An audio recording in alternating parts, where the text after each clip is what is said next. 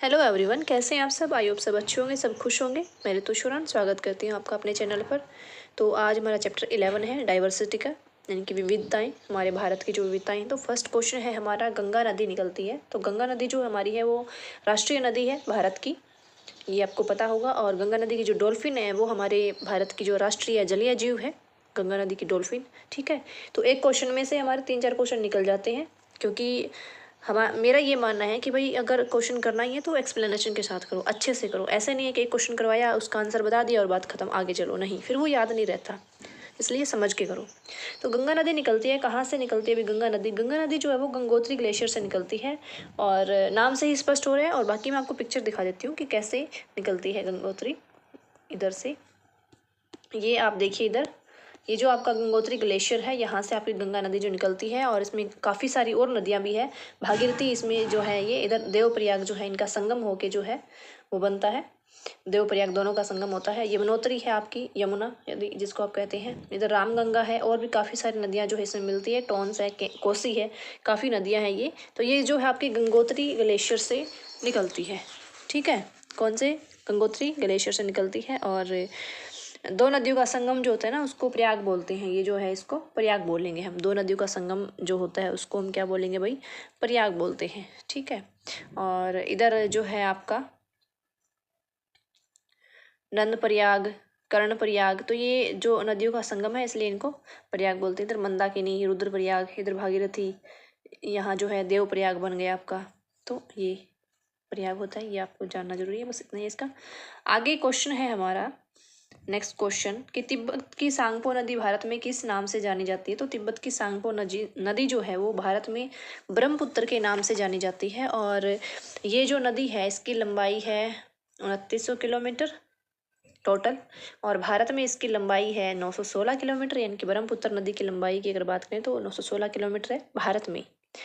अरुणाचल प्रदेश में इसको दिहांग भी कहते हैं, ब्रह्मपुत्र को। ठीक है, असम में ये ब्रह्मपुत्र कहलाती है, और तिब्बत में इसको सांगपो कहते हैं। ओके, और जो है ये इसको, इस नदी को बांग्लादेश में जमुना कहते हैं। बांग्लादेश जो है हमारा, उसमें इसको जमुना कहा जाता है। ठीक है, मैं इसको दिखा देती हूँ आपको। इधर ये देखिए आप, इधर जो है, इधर से आपकी निकलती है ये ब्रह्मपुत्र। तो इसको तिब्बत में जो है इसको क्या कहा जाता है, अभी आपको सांगपो कहा जाता है। ठीक है, आप देख सकते हैं इधर ये, यहाँ इसको बांग्लादेश में इसको जमुना कहा जाता है। ओके, और गंगा आप इधर से देखिए, गंगा ये यहाँ से चलती है और यहाँ इसका संगम होता है। ठीक है, आगे हमारा क्वेश्चन है, भारत का सर्वाधिक वर्षा वाला स्थान कौन सा है। तो ये सबको पता है, मासिन राम है। भारत का सर्वाधिक वर्षा वाला स्थान मासिन राम है। निम्न नदियों में से कौन सी नदी बंगाल की खाड़ी में गिरती है। तो इसमें सुवर्ण रेखा जो है वो बंगाल की खाड़ी में गिरती है आपकी। सुवर्ण रेखा जो है वो आपकी बंगाल की खाड़ी में गिरती है। ठीक है, उसके बाद है नेक्स्ट, भारत में हिमालय की सबसे ऊंची चोटी का नाम क्या है। भारत में हिमालय की सबसे ऊंची चोटी का नाम बताना है आपने। तो आपकी जो है केटू है, यानी कि माउंट केटू जो है वो भारत में हिमालय की सबसे ऊंची चोटी है, और विश्व की दूसरी ऊंची चोटी है। और भारत की सबसे ऊंची यानी कि पहली है, और विश्व की दूसरी है। ठीक है, और इसकी जो ऊंचाई की अगर हम बात करें केटू की, केटू गोडविन की, तो ये 8,611 यानी कि 8,611 मीटर लंबी है, मतलब ऊंची है, इसकी ऊंचाई है। तो ये था इसका। और इसकी मैं फ़ोटो आपको दिखा देती हूँ, मतलब थोड़ा सा पता चल जाएगा आपको। ये है गोडविन आस्टीन इधर आपका, और ये केटू जो सबसे ऊंची चोटी है भारत की, 8,611। उधर ये आपका माउंट एवरेस्ट है। इसमें आपको पूछा है भारत की ऊंची चोटी, ठीक है, विश्व की नहीं पूछी। विश्व की तो आपकी माउंट एवरेस्ट हो गई, ये आपकी भारत की है ऊंची चोटी। ओके, उसके बाद जो आपकी कंचनजंगा आ गई इधर, इधर माउंट एवरेस्ट, इधर ये तिब्बत है ना इधर। ठीक है, और ये जो एक केटू जो है वो पीओके जो एरिया है, पाकिस्तान वाला, पाकिस्तान अधिकृत एरिया जिसको हम बोलते हैं, उसके अंदर ये है। तो ठीक है, बाकी भारत में आपका पूछा जाएगा, यानी कि पाकिस्तान अधिकृत क्षेत्र, यानी कि कश्मीर जो है पाकिस्तान अधिकृत जिसको बोला जाता है, उसमें ये है आपकी केटू। उसके बाद है नेक्स्ट क्वेश्चन, भारत की प्रथम महिला आईपीएस ऑफिसर कौन थी। तो किरण बेदी जी हैं, सबको पता है। प्रतिभा पाटिल जी हमारे राष्ट्रपति रह चुकी हैं। क्षेत्रफल के आधार पर भारत का सबसे बड़ा राज्य कौन सा है? तो ये जो राज्य है सबसे बड़ा क्षेत्रफल के आधार पर अपना राजस्थान है। कौन सा है भाई? राजस्थान है। सबसे बड़ा क्षेत्रफल जो है वो क्या है? राजस्थान है। और उसके बाद है नेक्स्ट, निम्नलिखित भारतीय राज्यों में से किस राज्य की कोई समुद्री सीमा नहीं है? तो वो भी जो है आपका राजस्थान है, क्योंकि इधर से आप चलते हैं तो इधर आपका राजस्थान है, उसके नीचे आपका गुजरात आ जाता है ना। तो गुजरात के साथ जो है जलीय सीमा लगती है, इधर आपका सी आ गया, इधर महाराष्ट्र है, आपका गोवा है, तो इनके साथ समुद्री सीमा लगती है, जबकि राजस्थान के साथ समुद्री सीमा नहीं लगती। जनगणना 2011 के अनुसार भारत में लिंगानुपात क्या है? तो आपका 940 था लड़कियों का, और लड़कों का जो है 1000, यानी कि 1000 लड़के जो हैं और 940 लड़कियां थी। ठीक है। और सबसे ज़्यादा लिंगानुपात जो था वो पुडुचेरी का था, यानी कि 1037 था। पुडुचेरी में लड़कियां जो है 1037 थी, लड़के जो है 1000, मतलब 1000 पर ये निकाला जाता है आपका। और सबसे कम जो था दमन और दीव का था, दमन दीव का 618 था। ठीक है, आ गया समझ में। और सबसे ज़्यादा जो लिंगानुपात वाला राज्य जो था, सबसे ज़्यादा लिंगानुपात वाला जो राज्य था वो आपका केरल था। ठीक है, केरल में जो है वो कितना था? आपका 1084 था।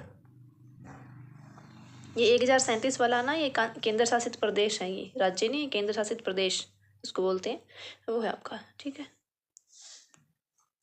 और यही था इसके बारे में। भारत का राष्ट्रीय पक्षी कौन सा है? तो भारत का राष्ट्रीय पक्षी जो है वो आपका मोर है। और राष्ट्रीय फूल जो है आपका कमल है। और पशु बाघ है आपका। नदी जो है गंगा है। और डॉल्फिन यानी कि जलीय जीव जो है वो डॉल्फिन है। खेल जो है हॉकी है। और पेड़ जो है यानी कि वृक्ष जो है वो बरगद है। भारत में पूर्व से पश्चिम की ओर बहने वाली सबसे लंबी नदी कौन सी है? तो ये बीटेट में क्वेश्चन है। तो सबसे लंबी नदी जो है पूर्व से पश्चिम की ओर पूछा है, तो ये आपकी नर्मदा नदी है।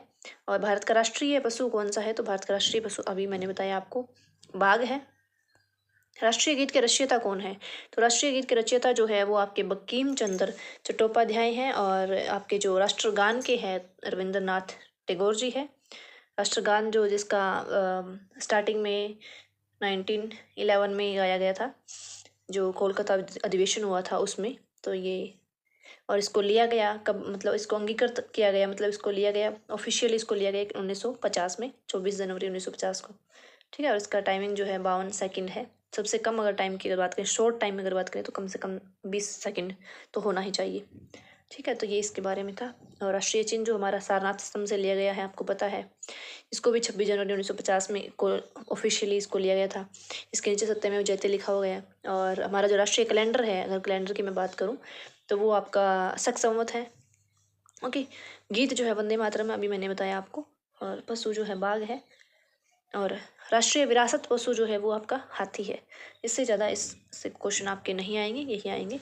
तो आई होप आपको समझ आ गया होगा भाई, है ना। इससे इजी लैंग्वेज में तो फिर क्या ही हो सकता है, इससे इजी लैंग्वेज, है ना। तो ये था आपका क्वेश्चन, यानी कि विविधता वाला चैप्टर। और भी काफ़ी सारे क्वेश्चन हैं जो हम देखते हैं, एक आधे कर लेते हैं।